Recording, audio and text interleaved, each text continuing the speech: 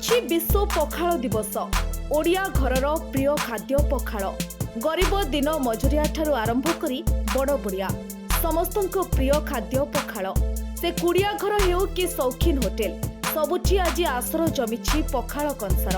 आज विश्व पखाल दिवस रे कटक जिला सालेपुर चंपती कल्याणी मंडपरे बीजेपी युवनेता तथा युव समाजसेवी हिमांशु महांती पखाल दिवस रे प्राय 1500 रु ऊर्ध्व लोकंकु एकाठी करी पखाल खुआई आत्मसंतोष लाभ करिथिबार प्रकाश करिसंती। पखाल दिवस प्रभु जगन्नाथ प्रिय खाद्य हूँ पखाल। से शोला बेले घी पखाल खाती तापर शुणु आ ओडिया अस्मिता कहया गले ओडिया पखाल माने न कहले न हुए।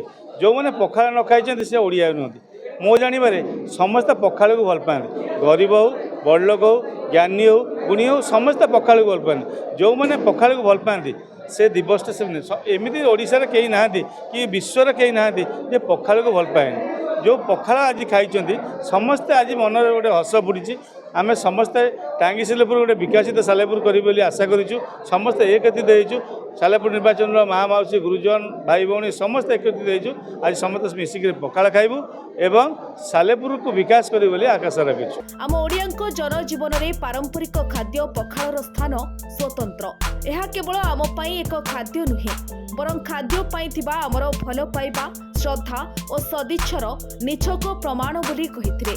सालेपुर रश्मिरेखा परिजन रिपोर्ट न्यूज एक्स ओडिया।